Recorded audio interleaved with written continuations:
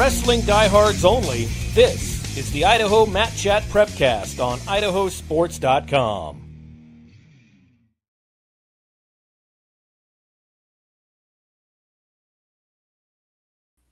That's right. Welcome in. It is season 4, believe it or not, of the Idaho Mat Chat Prepcast, coming to you live every Tuesday night at 8 o'clock Mountain Time, 7 o'clock Pacific Time, live on the IdahoSports.com YouTube channel, Facebook page, X account, and Instagram account, as well as the Idaho Wrestling News Facebook page. A lot of ways you can consume this podcast. If you want to be here live, this is why we do it. For you, the diehards, the wrestling fans, we want to hear from you tonight in the comments. If you've got something, a wrestler, a coach, a team you want to shout out, you got a question for one of the IdahoSports.com wrestling crew members, throw it in the comments. We'll throw it up on the screen. We want to hear from you, the fans. And as you're hanging out tonight as well, if you could like, share, and follow this podcast, it'll help everybody who isn't here live tonight find it a little easier on replay. That's right. You can tune in to the Idaho Mat Chat Prepcast anytime on replay at YouTube, X, and Facebook. Or you can listen if you're an on-the-go type of person, audio only. IdahoSports.com has all of the Mat Chat Prepcast episodes, as well as your favorite podcast app, whether that's Google or Spotify or Stitcher or etc. You can listen to the Idaho Mat Chat Prepcast as well on your favorite podcast app. My name is Brandon Bainey. I am just the conductor here. Really the two gentlemen that are coming on, and then a couple more guests at the bottom of the hour. We'll do the heavy lifting for most of the season. They are our wrestling experts. So let's bring on the guy who I think still has carpal tunnel a little bit from writing all of those extensive season previews for IdahoSports.com. Live from the Treasure Valley, it is Al Fontes. Al, what's going on? Not much. How you doing? Welcome back. Here we are, 2025-26. My season never ends. Wrestling's 24 hours a day, 7 days a week, 365. I'm just happy to be back here for the regular high school season. So nice being here. Yes. And again, Al, thank you for those extensive season previews that you wrote on IdahoSports.com. They are still live at the top of the homepage if you want to see 6A, 5A, 4A, 3A, and the girls division, of course. All of the key returning athletes, the teams, the placers, it's all there for you at IdahoSports.com. So if Al is bringing the brain power, I guess Brian is bringing all the looks in the looks department. Let's bring on from East Idaho here, Brian Zollinger. What's going on, Brian? What's going on, diehards, wrestling family? It's good to be back. It's great to see you as well, Brian. Hey, real quick, just in case we have any new wrestling fans that are checking this out for the first time in the state of Idaho, let's give a quick bio of each of us real quick, just so the fans know who they're listening to each and every week. My name is Brandon Bainey. I'm from Montana originally. The high school I went to in Montana would be the equivalent of like a 4A, 5A school in Idaho, but we were one of the smallest schools in our classification. So small, we didn't even have wrestling. We were the only school in the entire classification that did not have a wrestling program. So your choices were basketball or lifting weights. And so I was lifting a lot of weights in the wintertime, that's for sure. So my knowledge is getting better, but I'm still a novice compared to all of the experts. So that's why I surround myself with all these really smart people that know the sport inside and out. And I'm so grateful that everybody volunteered their time to come back again here on the Mat Chat Prepcast to make this show so great. Here is our first shout out of the night, guys, from Michael Scholes. Let's go Post Falls. And yeah, we're going to talk about the Trojans certainly here in just a moment. Al, you have quite an extensive background in wrestling, both as a competitor and then from the media side of things as well. Yeah, I grew up in the Bay Area in California, a town called Livermore. It's a lot like what Middleton is, farming town. Now it's a suburb.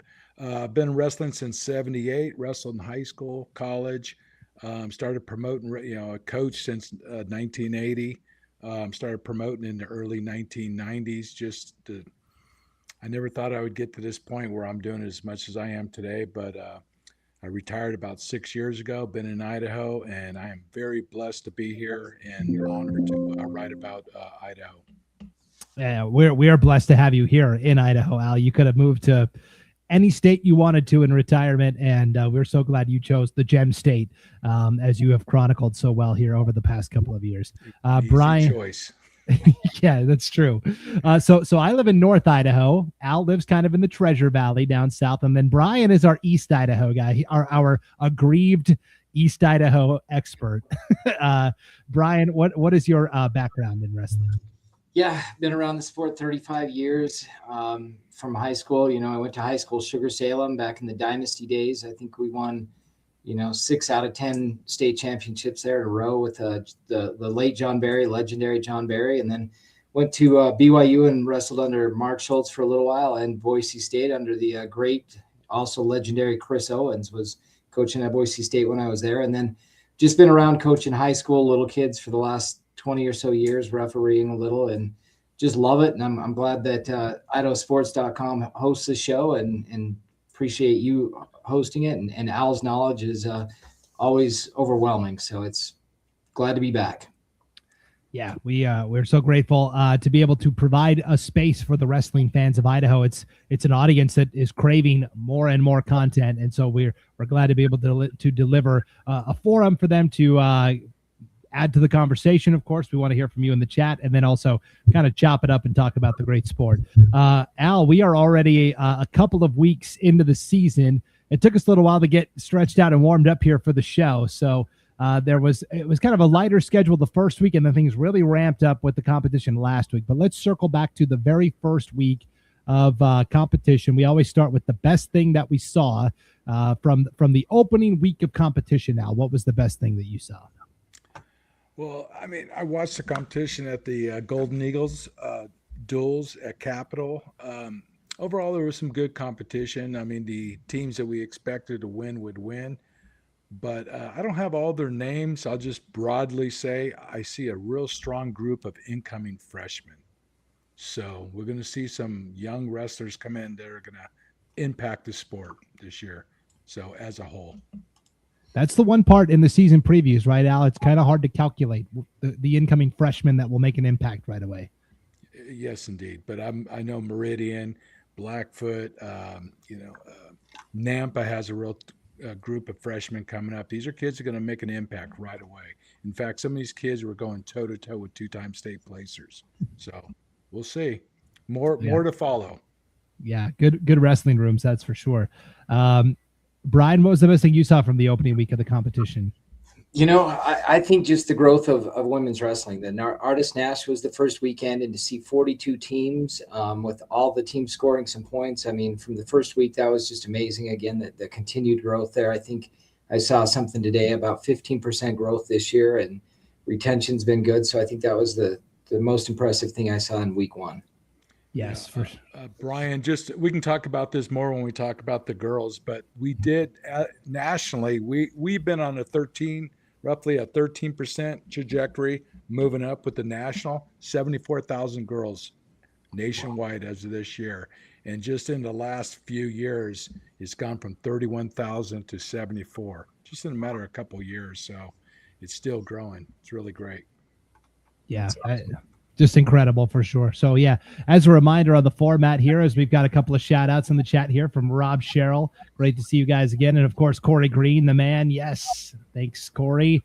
Girls wrestling. We will talk strictly girls wrestling kind of at the bottom of the hour, 7:30 or so with our girls wrestling experts.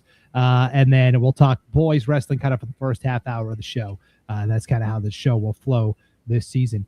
Best thing I saw, I was going to go with Artist Nash too, Brian, but you covered it so well that, I'll stick to my North Idaho roots up here. A lot of the smaller schools got together in Potlatch for the Dick Griswold Memorial Tournament.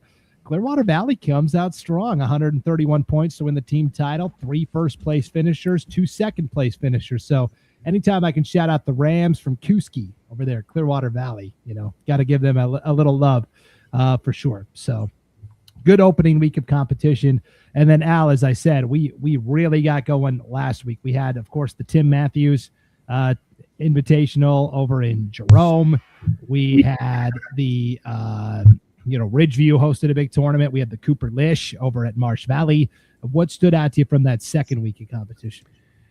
I'm going to be honest. I've been neck deep into not only, doing the previews. I'm writing for Win Magazine, and I'm working on my book, that's about ready to get published. So to be honest with you, I cannot answer that question. I have been sort of in my little bubble, so I apologize.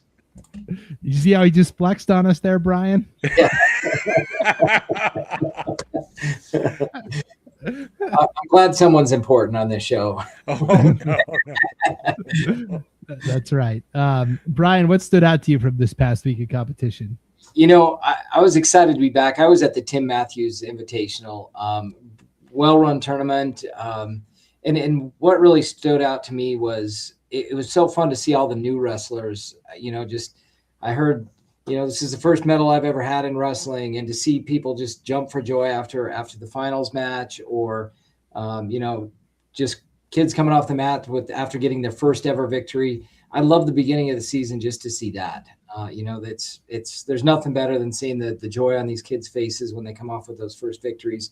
So I thought that was really fun at Tim Mathews. I saw several of those situations, and again, well-run tournament, and good to see those new kids out. Yeah, I was going to talk about the Tim Mathews too, Brian. Like, for example, like at 144, I don't know how much the seedings mean this early in the season, but you had a 5 and a 6 wrestling for first place at 144. Michael MacArthur from Canyon Ridge beats Wyatt Boyden from Mountain Home. And there were some recognizable names that were higher seated in the bracket. So, I thought that was cool, like a 5 and a 6, and a couple of names that maybe haven't been on the radar as much, are competing for first place there. Then, like you said, that's just kind of a microcosm of what we saw at Tim Mathews, a lot of new names in the spotlight. For sure. Yeah. Okay. Well, with that said, Al, since you mentioned it, you have been knee deep in those previews that you've been writing for IdahoSports.com. You do such a good job of breaking down kind of the contenders, at least on paper, who they're returning, how many placers are back. And so I made a couple of graphics tonight. I thought we could go classification by classification and kind of just look kind of at a 10,000-foot view of how we think the boys wrestling landscape might go this year. And of course, when you start with 6A wrestling, the conversation has to start with Meridian and Post Falls. That's just the way it's been for as long as we've been doing this show, and even a little further back than that. Meridian and Post Falls at the top, but I do think Madison is coming on. Highland is always steady, and Coeur d'Alene kind of rounding out that top 5 of teams to look at here, Al. No, I agree. I mean, Meridian has 9 returning state placers, and they have the numbers. They have 13 kids that are state qualifiers plus some incoming freshmen. So we'll see how it works out through. Post Falls is right there. Still too early to predict because they have 10 returning state placers with 3 state qualifiers, and they got some good freshmen coming in as well. Now, Madison, we'll see. They've always been in the thick every year, as well as Highland. Coeur d'Alene has about 4 kids coming back that have placed in 7 state qualifiers. They're very competitive. And then we can never forget about Caldwell, Eagle, or even Mountain View or Rocky Mountain. There's some young teams, but they got some guys. Saw some of their kids this week, and they got some solid kids. So we'll see. Yeah, for Post Falls, I'm really excited to see the Hamilton boys, Matthew and Damian Hamilton for sure. I wanted to talk about Madison here, Brian. Brandon Edstrom has been so close the last couple of years, 2 second-place finishes in a row at 106. I think he's just a phenomenal athlete. And that's really what I'm looking for is I'm looking for Edstrom to finally, climb the top of the mountain. And I think Madison just in general has a lot of potential. Yeah, absolutely. They brought in some good freshmen. Emilio Peterson is going to be a 106-pound freshman. I think he's undefeated at this point, like 9-0 after going to the duels. Then you got Edstrom that, he's going to win it this year. I mean, there's tough competition, but he just looks really solid. You have a couple kids new there. McGregor Miller came over from St. Anthony, also undefeated at this point. And potentially, at the duels, we had the James Hansen, 2-time state champion from Ryrie Wrestling from Madison now. If that team holds together, Ace Ingram back, a senior, several seniors plus a good, some of the juniors and sophomore state qualifiers. If that's the team, they could be really competitive, with McGregor and Hansen's. So we'll see what happens, but they look really good. And like I said, Peterson at 106, I think he's going to be competitive as a freshman. So could be a solid team. Yeah, I'm excited. I agree. Al, Coeur d'Alene, I think, has good athletes. The problem is they're competing with Post Falls and Lake City in a 3-team district. And so they just don't get very many bids to the state tournament. They don't get a lot of seeds or athletes that get to advance. And so it really is kind of a war of attrition between Post Falls and Coeur d'Alene. I think there's a lot of good athletes from Coeur d'Alene that get left at home just because of district representation at the end of the year. Yeah, I mean, if we were just scoring the number one kid, it'd be so much easier to calculate the top 5 right now. But there's a lot of, like you said, a lot of uncertainty of how many kids are actually going to get at the state tournament at the end of the year. They just may not have the numbers, so we'll see. But they'll still be competitive. Yeah. Best athlete on a team that's not on this board, either the top 5 or the rest of the teams down below. For me, guys, it's Sean Hall from Canyon Ridge, right? Sean Hall, just an absolute stud at 138. I think he is primed for a repeat at 138, All-American status last year as well. Al, is there a guy, an athlete off the board, maybe from one of these teams that isn't listed here, that you got your eye on this year? Pretty much everyone I listed is people I'm watching. Like I said, I'm not going to list all the names, but there's a lot of young freshmen that are going to make a big impact. So more to follow on that. That's a good promotion, man, right there, Brian. You want the names, you can read the article. You can read the preview. Absolutely. Yeah, it's so hard to say, not in the top 5. Well, Coeur d'Alene's on there, so I was thinking Armstrong. Maybe Ian Avalos, Mountain View, which is a team to watch. They're not listed in the top 5. Avalos, I think. Jackson Freeman Caldwell. Again, that's a team to watch.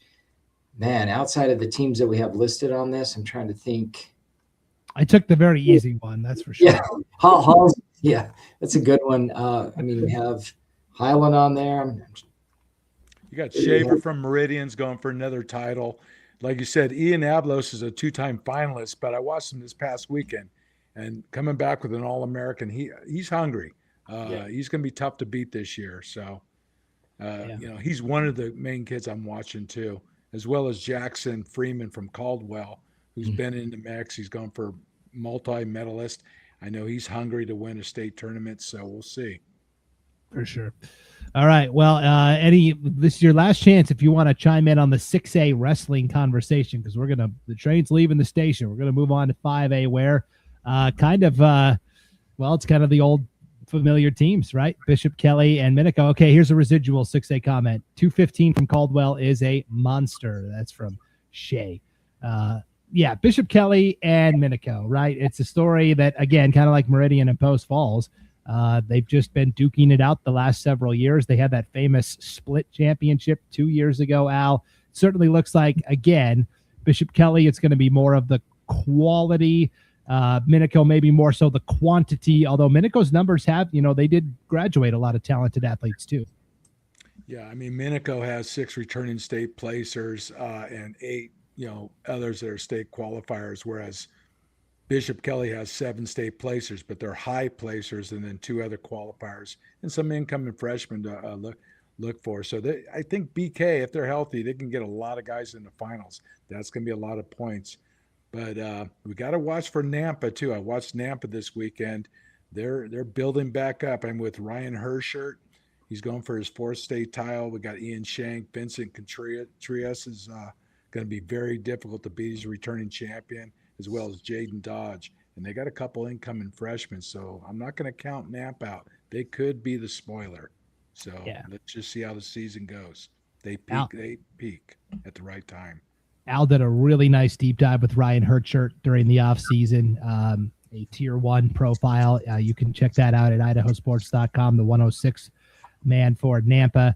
I really like Lakeland. I think Lakeland, Brian, we were kind of talking off air before the show started tonight. I think Lakeland's got some real chops and potential this year with Carson Leonard and coming over as a 2-time state champion.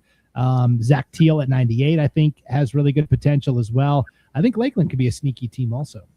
Yeah, I do too. I think Lakeland, I think they're a dark horse there, and I think they're going to probably finish, top 5. I think Al's nailed it. And I really like Blackfoot. Al has him just outside of his top 5, but watching the duel results, like you mentioned earlier, they dueled Madison and beat that duel. I think they beat Minico the other day in a duel it was close. It came down to a point or two, but again, they've got some good freshmen coming in. at the lighter weights. They're bringing back, Ty Adams is obviously going, he's one of those studs just to watch. Going to be fun to watch. Brian Moreno, another All-American, just above Adams.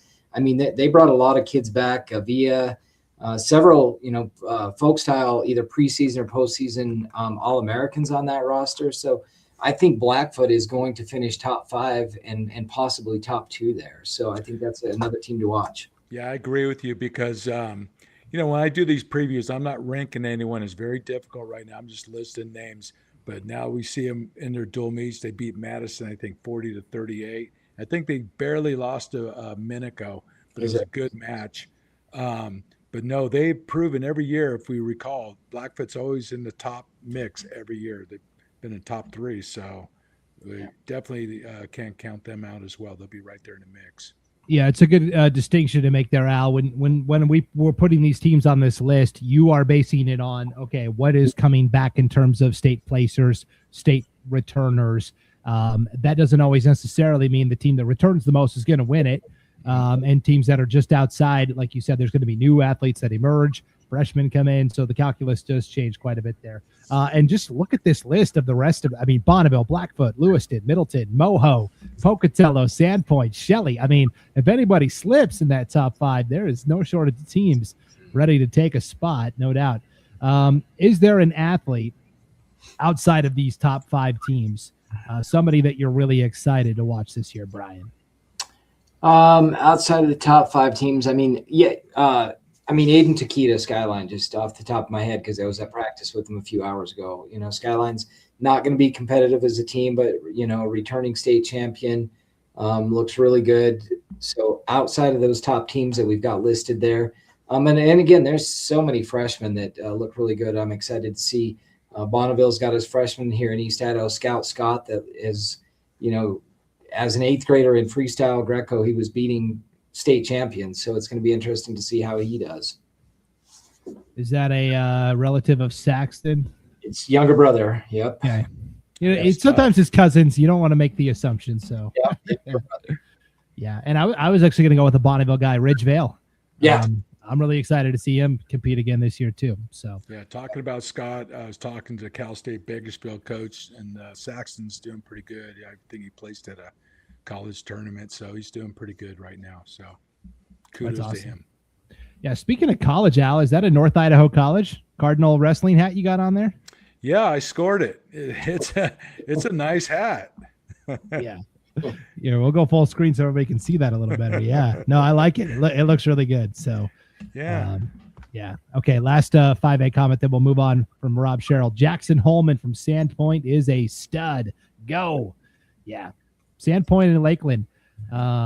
We're gonna try and broadcast that battle for the paddle again this year with the 2 basketball games and the wrestling match in the middle on IdahoSports.com. So that should be a lot of fun again this year, no doubt about it. Can't wait for those two to tangle.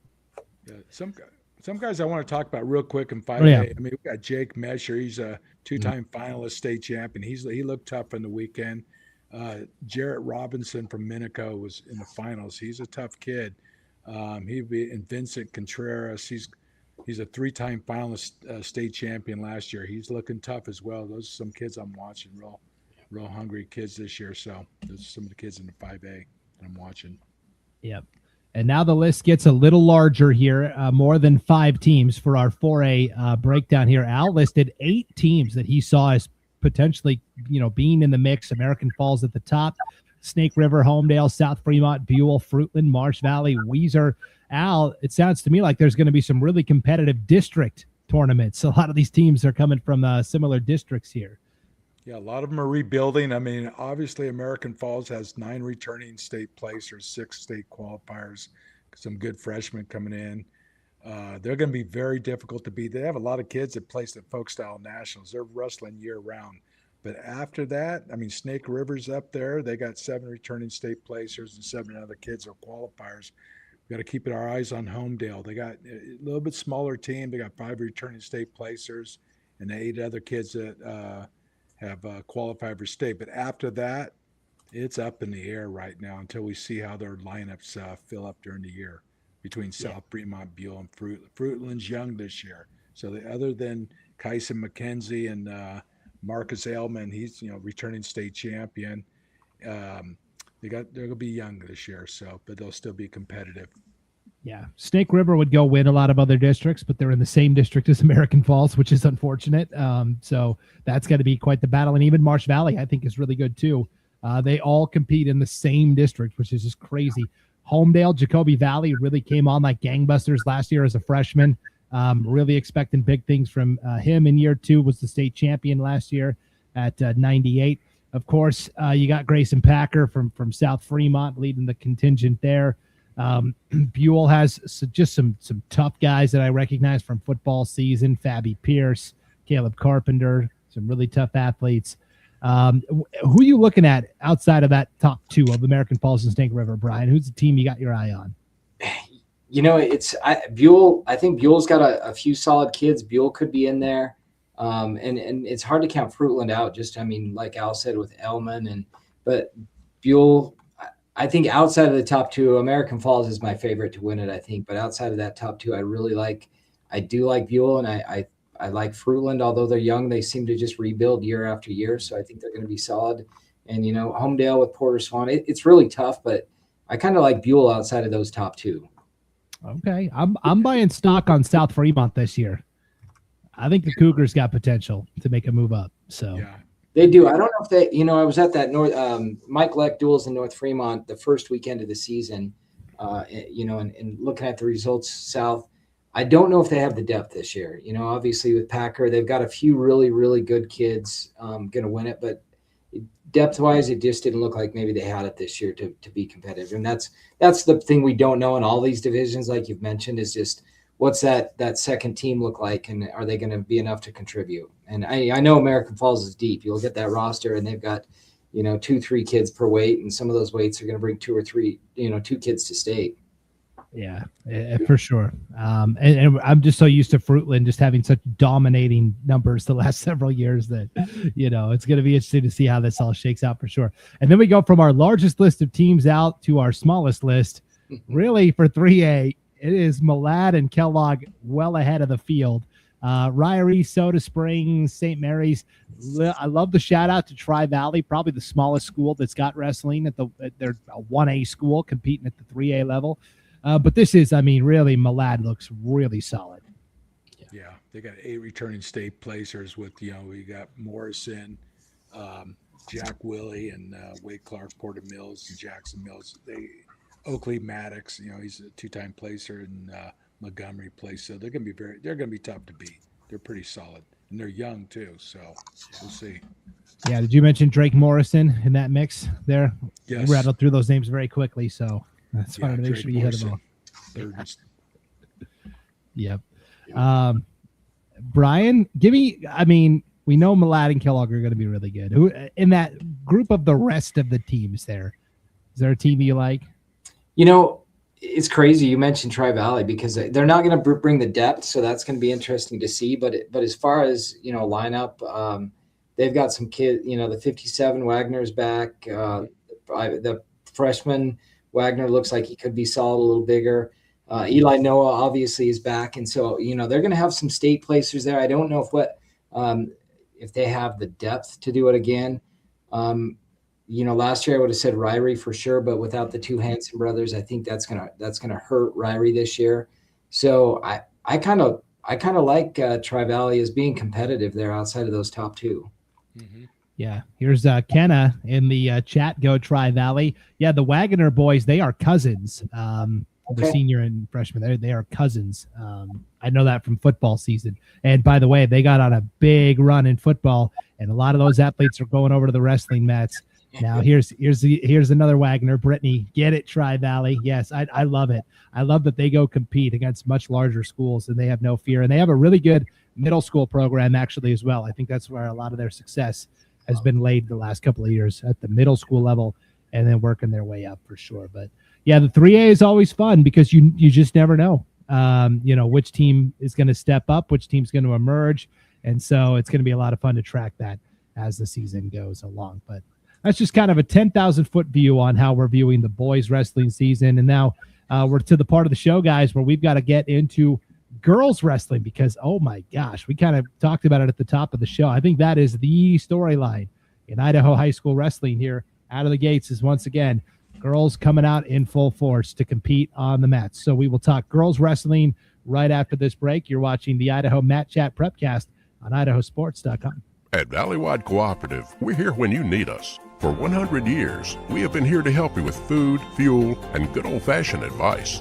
And for us, serving is more than a job, it's a way of life, which is why we pour so much into the communities around us. We've employed hundreds of your neighbors. We take pride in that, and in giving back millions in sponsorships, grants, donations, and scholarships. It's our way of saying thanks.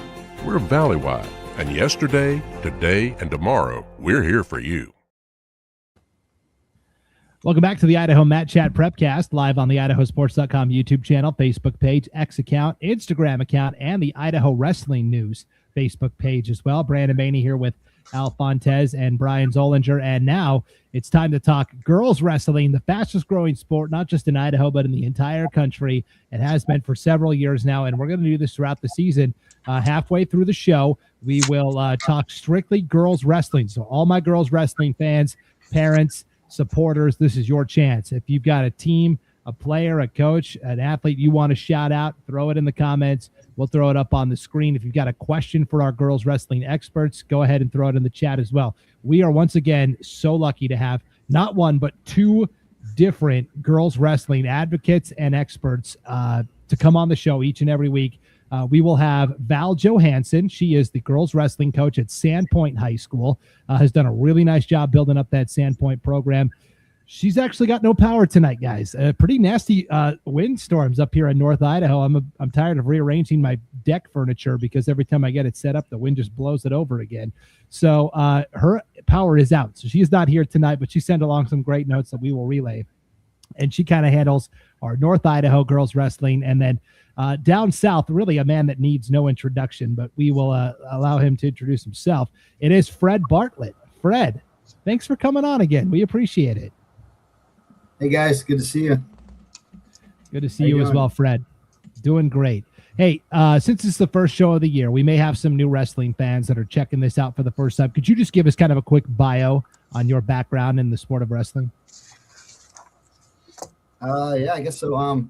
Graduated from Meridian High School in 1999, so I guess you can do the math. I'm pretty old. Recently, I started doing, I'm the women's director for USA Wrestling now. I've been doing that for the last 4 years, and it's been really exciting. It's been really fun to watch the girls grow and compete at the national level, and it's been really fun. I'm also the head coach at Buell High School for the boys and the girls, so stay pretty busy. Yeah, I was going to say that's a nice Buell Indians hat you got on there, Fred. It's looking nice. So, okay. So what were the big headlines for you 2 weeks in? Let's start with the first week of competition. Obviously, Artist Nash was kind of the signature event, and just an incredible amount of teams, incredible amount of athletes. Yeah, I mean, starting off the season, looking at the numbers, it's been pretty incredible growth. We're right at 1,000 girls. I think the last time I counted it was 996. So I'll count one more time before we're done, just to see if we got 4 more girls there. But 1,000 sounds nice. So that's pretty cool. But the kickoff weekend was there's about 400 girls at the Artist Nash. So there's a good representation of there's some North Idaho teams that come down. Lewiston comes down, and just a good representation of teams from across the state. So it was good competition, and I was really impressed with Thunder Ridge and Eagle. They look really good. They got numbers. I think the last I checked, Thunder Ridge has like over 50 girls on their team, which is incredible. So hats off to Jody Webb and his crew for growing girls wrestling on that side of the state. So, and Eagle's just always so tough. They're always, since the beginning, they've been good. So it was cool to see them. So kind of picking up where we left off last year as far as the teams go. Cuno's up there. Meridian has really good numbers, and they got some hammers too. So team race is interesting. So we didn't have numbers. Buell didn't have numbers, but we got some girls that can wrestle. So We ended up third. So Thunder Ridge won. Eagle was second. We were third. CUNA was fourth. So it was good. It was a good kickoff to the season. For sure. Yeah, Val wanted to make a note, kind of along the lines of what you were saying, Fred. We're only into like week 2 now, week 3 of the season, and there's already some girls with like 15 or more matches, which is just like awesome, right? Yeah, that's great. Just more opportunities. We're seeing a lot more like girls only duels and girls only events. So it's not just tournaments anymore. It's every week there's girls matches going on. In fact, right out of the gate, Kiana Conrad and Olivia Bezdacek last week, and I was excited for that match. I didn't even know it happened until today. Somebody mentioned it, and I had to go back and look because it was during the weekday, and you wouldn't have known. It's two of the best girls in the state wrestling the second week of the season. I think that's pretty awesome. It's actually Kiana's first match of the season, so. Yeah, first match of the season. Here you go, Olivia Bezdacek. No better way to start. Yeah, that's a national matchup. I mean, both girls are ranked nationally. That's pretty impressive for first early season matchup.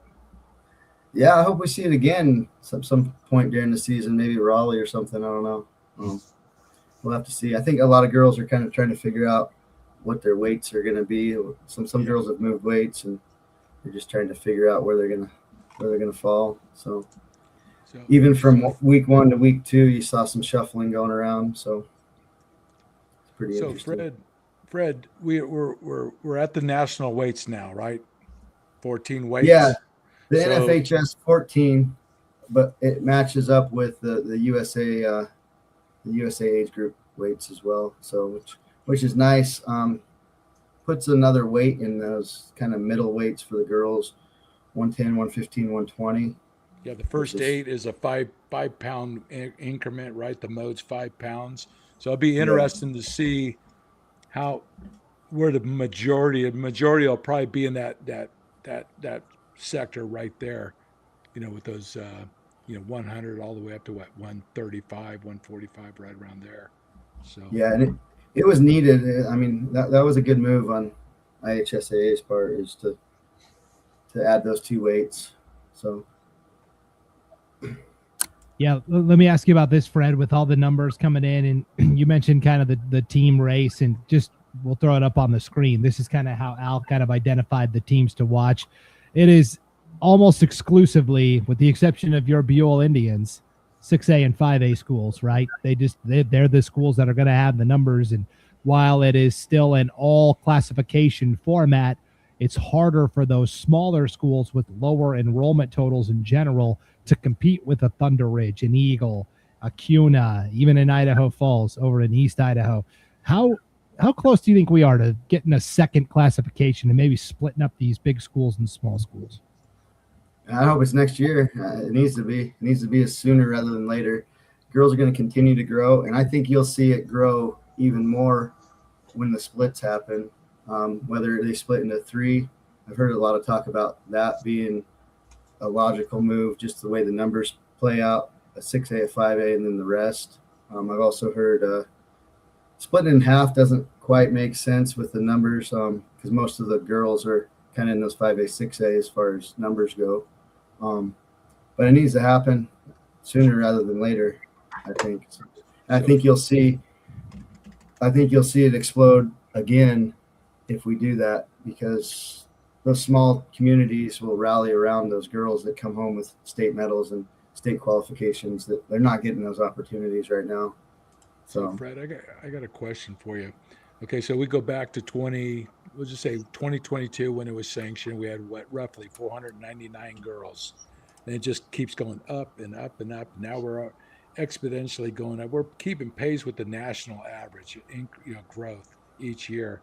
But we are 2 million people in this state, and if you take into account roughly 23% of the kids are population's under 18, a fraction of that is the girl, about 50% of that's girls, and break it down realistically, where do you see our potential to go based on our population in the next 5 years, where do you see it? Where do you see it going? 1,500 girls, maybe more. Yeah, easily. I think in the next 4 or 5 years it'll be there, and I think it'll keep pushing if coaches are doing the right thing. Like we're just getting to the point now where we're treating the girls as a separate team with girls coaches, and they're just starting to get the attention that they need to grow.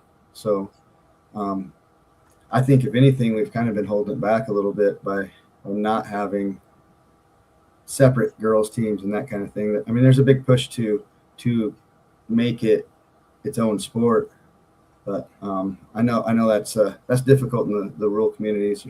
Money's pretty tight and only can go so far. So yeah, we're at 74,000 girls nationally.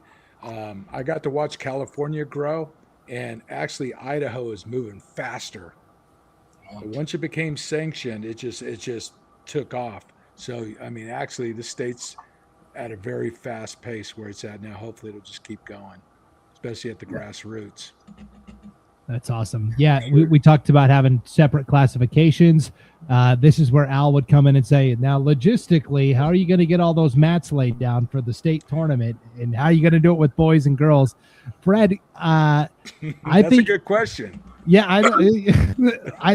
I think eventually we could get to where girls state wrestling has its own venue, separate from the boys, has its own weekend separate from the boys, kind of like they do with other sports where they're playing the same sport, right? Yeah, I mean, that's definitely an option. I think there's still room, especially when we're 16 mats at Holt Arena, and I don't think it'd be a problem to have a 3-day tournament and include. It'd actually probably be easier to schedule 6 divisions and break them up 3 and 3 rather than right now they're doing like a 3-division schedule and a 2-division schedule. So I don't think it'd be difficult. I kind of do that in my spare time. I run a lot of tournaments. I think we could figure it out pretty easily. So Fred, if we look at Raleigh Lane, I forget what their numbers are. If you just look at the numbers of girls there and boys, they ran it in 2 days. Mm-hmm. What is the potential of 2 divisions of girls and boys when we get there? I mean, they can do the math and figure it out. I mean, we know we can do it in Pocatello, but right here in Nampa at the Ford Arena, well, we can have 10 mats there. So it would probably have to be 3 days. Yeah, I think so. Another factor from Patrick in the chat here: with the growth of women's wrestling, we really need to get more officials as well. Brian, I know you're pretty plugged in with wrestling officiating. What are you seeing on that front? Yeah, and I mean, Patrick would know. He's one of the great officials from that part of the state. There was a big push on this side of the state. In the 5th district, they were actually trying to recruit female officials and paying their registration and stuff. But numbers over here look good. I think we've got as many as we had in recent years, but we could definitely use more. And we're getting you see a few female officials around the state, and I think we need more. And, the cool thing is they changed it about 2 years ago that now 16-year-old and up can certify to be an official. So we're seeing some of these senior girls at least come certified, do some junior high. So now once they get done with high school season, they can officiate and with the boys as well. So we can always use more officials, and Patrick would know. By the way, that's who I had wrestled in the state finals as a junior. It's a long relationship with Patrick. Good guy. Come full circle for sure. Yeah, it's crazy. Okay. So we kind of talked about the opening week of competition, Artist Nash, and some of the duels that have been taking place. We also had a really fun calendar of events this past week. Up north, Kellogg hosted their wrestling tournament. Val had some really good notes put together here from that competition, the George Wild tournament. Coeur d'Alene brought 5 girls over, guys, and they came home with 4 champs. And Val says those girls look tough. Definitely a smaller team this year, but to watch, keep an eye out on the Coeur d'Alene girls. And their middle school feeder school had 10 girls come out this year. So that's already doubling the number of the varsity competitors, which is great. And then in terms of individuals, she said Tegan Patrick of Lakeland looks very solid at 110. Definitely an athlete to watch up there. The 125-pound match between Avery Inge from Sandpoint, she's a sophomore, and Bonners Ferry senior Aubrey Graves, a wild one. Avery got the win in the third.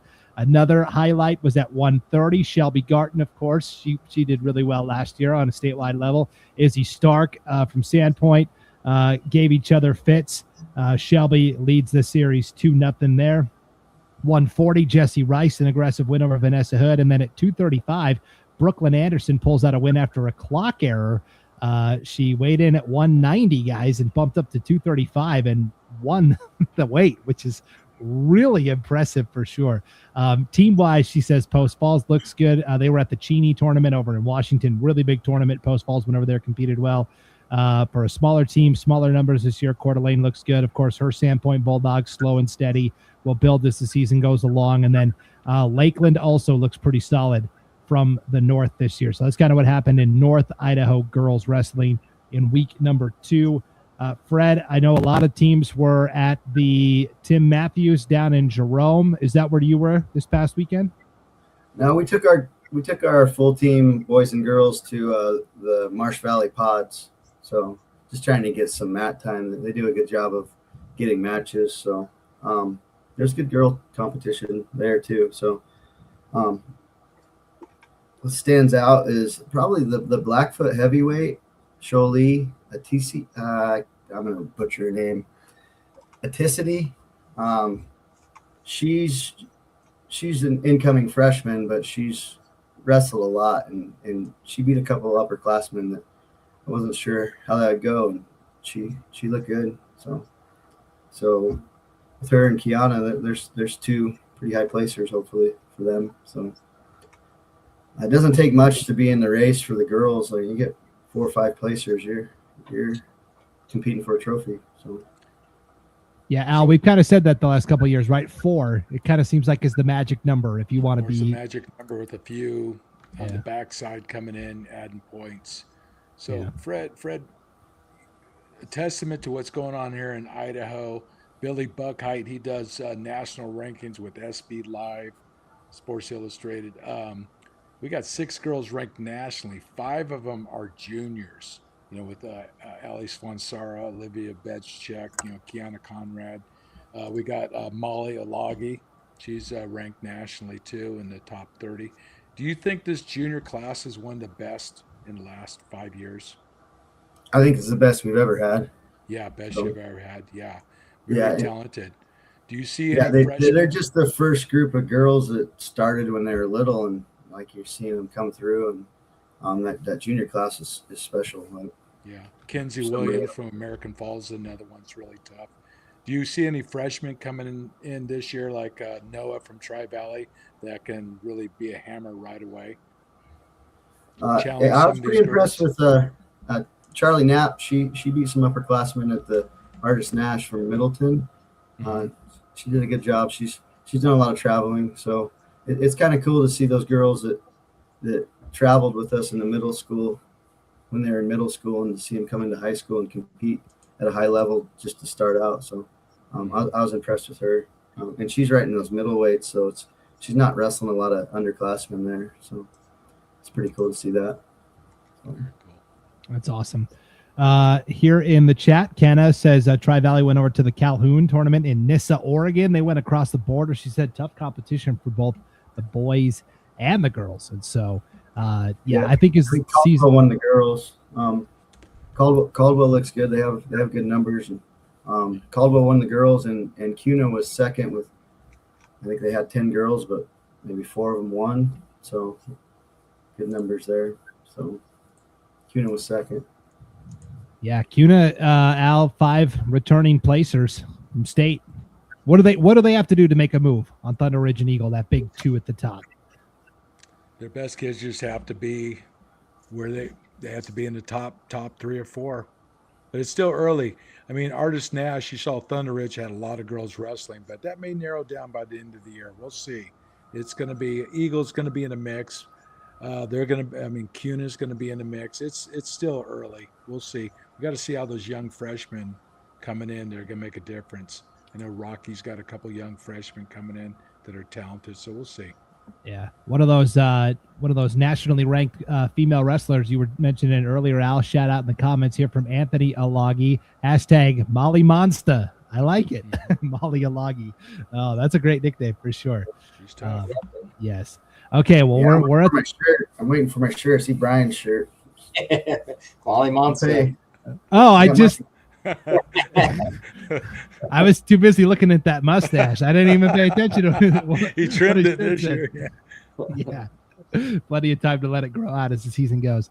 We're getting ready to hit the part of the show where we kind of preview what's coming up this week. What are the big tournaments we're keeping an eye on? What are the big matchups? So I want to hear from all of you in the chat. Where is your team going this weekend? Who are you repping, and where is your team going to compete here as we're getting close to the holidays? Fred, let's start with the girls' competition. Like you said, we're to the point now where pretty much like every boys tournament has a simultaneous girls tournament that's also happening. Here's Anthony. He says, "We got you, Fred." Okay, so next time you see him, you might have the Molly Monster shirt. So, like Wiley Dobbs is coming up. Well, there's a boys competition and a girls competition. It looks like Lakeland is hosting a girls tournament. First ever Malad Lady Dragon Invitational is this weekend as well. So it's just exciting to see the overall growth now to where the girls are having their own standalone tournaments and they're getting filled with teams. Yeah, for sure. We'll be at Wiley Dobbs with our girls and our boys. I know some of the teams will be traveling down too. I think the Reno TOC is this weekend as well. I think Tri-State's this weekend too. I'm not pretty sure it's this weekend, but on the boys' side, so should be plenty of wrestling. So I'm excited for the boys. 150 at Wiley Dobbs.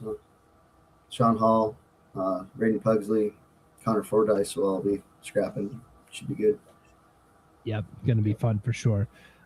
Here's Brittany from Tri-Valley, Wiley Dobbs, and Reno Tournament of Champions there for the Tri-Valley Titans. I always love the Brian, the Continental Divide tournament up in Salmon. We don't get to talk salmon too much. It's a tough place to get to, but man, it's beautiful when you get up there. And they've got a boys and a girls competition this year.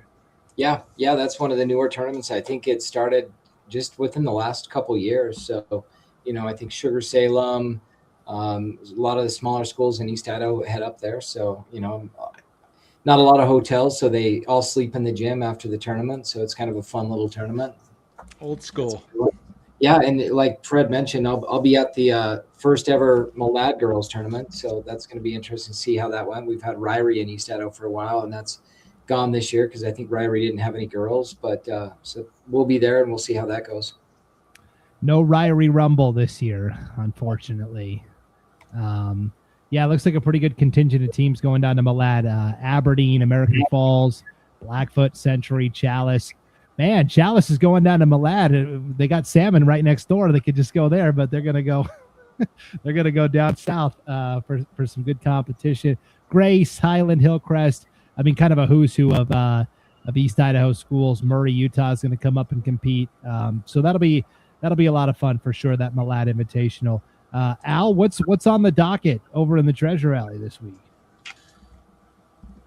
No, I'm more paying attention who's going to Reno TOC. You guys have already mentioned some of those other tournaments, so that's where most of the people are going this week.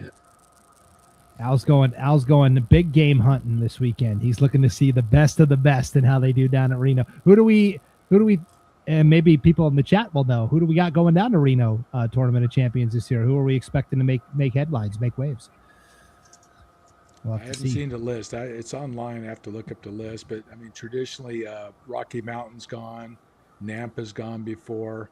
I'm not sure if Eagle's gone, but no, we have pretty good representation there. I mean, it's a competitive tournament, but I'd say our Raleigh Lane tournament's on par with that tournament, if not better in some ways. Yeah. I look forward to Raleigh Lane this year. Yeah, I think a lot of individuals go down to that. I know from East Idaho, Edstrom from Madison is going down. Aiden Takita is going down. I think Kiana Conrad might be heading down as well. Her mom said they might be going down. So a lot of our better individuals are headed down there. So it'd be fun to watch.